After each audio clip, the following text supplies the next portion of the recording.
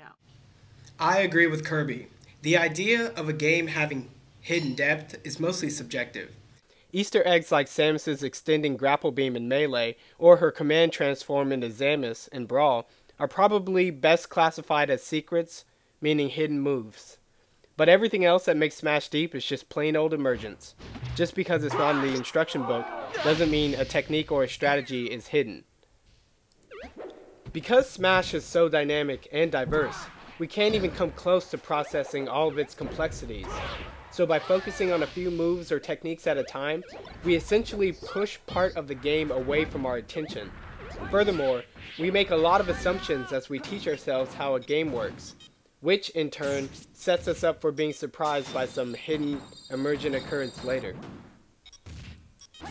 By approaching any gaming discussion with a thorough understanding of game design and a clear language, a game's depth and emergent potential becomes more obvious.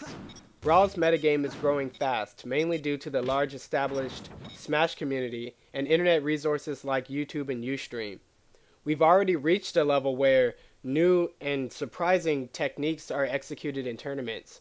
But if you're still doubtful of Brawl's hidden depth, just give it a bit more time and you'll see how much smarter players will become as they squeeze more nuance and counters out of our growing long-term memory.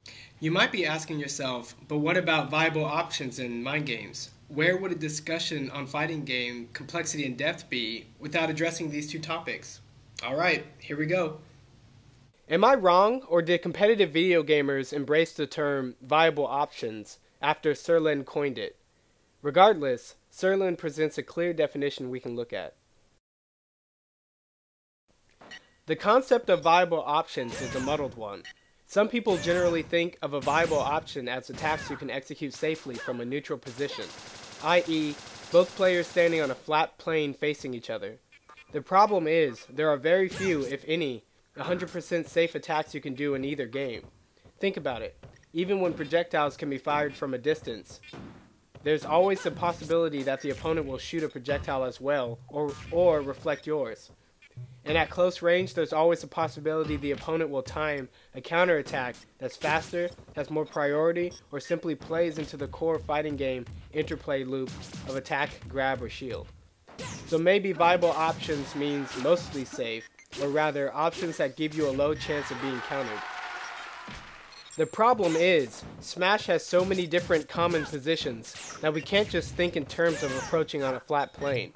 Fighting with the opponent above or below a platform, both fighting on the platform, one player in the air, both players in the air, one player recovering, both players recovering, one player on the edge while the other is trying to recover, one player on the edge with the other on the stage.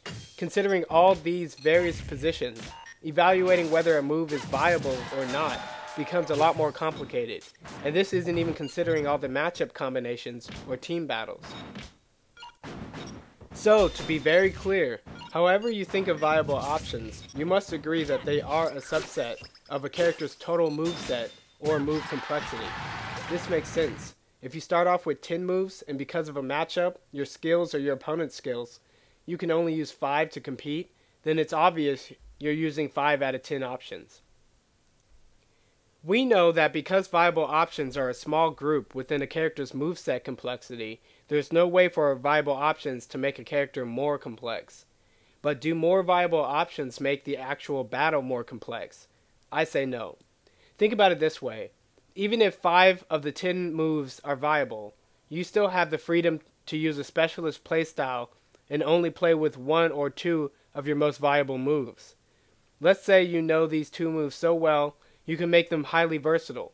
In this case, your battles might feature more nuance and variation than a lesser player might feature using the 5 viable moves. In the end, the complexity of a battle may be capped by viable options, but it's determined by player choices. This myth is complicated.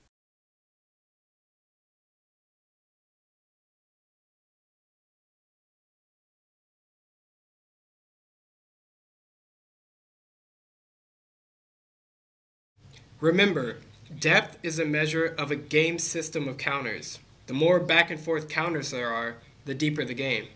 Viable options are the moves that are the most reliable to build successful strategies around. having more viable options does not mean the resulting strategies create more opportunities for counters than what already exists. We know that just about every move in the game can be countered in some kind of situation, so relying on a few of your best moves doesn't make the game any deeper or less deep.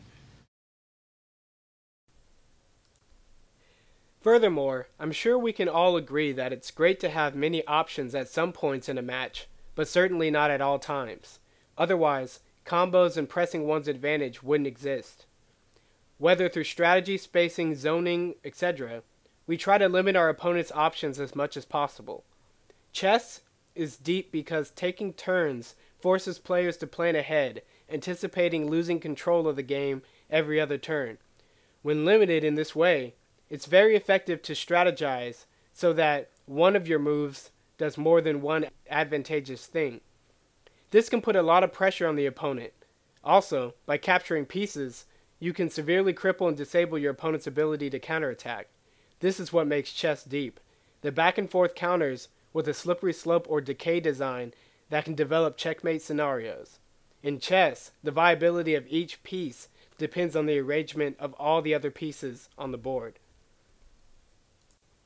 So, more viable options do not necessarily make a game any deeper. A game's depth depends more on how the core design creates limitations and counters. This myth is busted.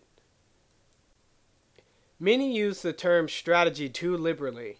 Strategy starts with actions or game mechanics. In the same way that rules of a game limit us and create the tools to win, all strategies involve the clash of complexities.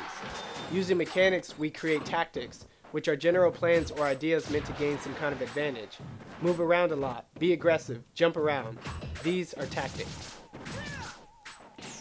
But a strategy really embraces complexity and long-term knowledge skill. A strategy is a specific plan of action meant to gain an advantage. For example, stay spaced in such a way anticipating Meta Knight's dash, short hop, neutral air, so you can jump out of shield and nair counterattack. You see how specific data is built into the strategy?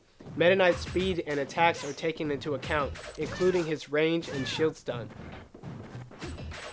Now we can consider how having more viable options factors into one's ability to create strategies. To be perfectly clear, the capacity for players to create strategies is virtually unbounded, even if you only have 5 out of 10 viable moves. Strangely enough, this can make the less viable moves more viable. If your opponent expects your most viable moves, the effectiveness of your less viable moves can increase significantly. This basic concept supports the general idea that in a fighting game, all moves are viable as long as you can get them to work on your opponent. One way we make less viable moves more viable is by using mind games. There's a difference between mind games and mix-ups, and if there isn't, there is one now. I consider all efforts to influence the opponent to make mistakes outside of playing the game and cheating a mind game. This can be anything from sitting a certain way, plugging in headphones to ignore your opponent, to pantomiming attacks. On the other hand, a mix-up is when you use the game mechanics to influence your opponent to make a mistake. I like this definition of mix-ups because looking at game actions gives us a clear distinction between a mix-up and a mind game. Furthermore, because mix-ups must go through game actions, they're easier to identify when observing matches.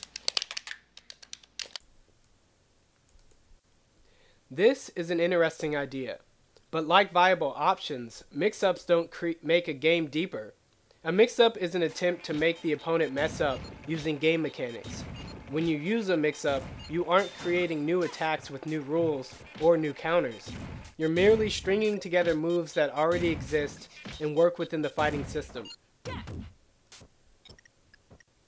So whether you use a pattern-based mix-up, a look-alike mix-up, or a double-blind mix-up, you bring a near infinite variety of application or strategy to a game.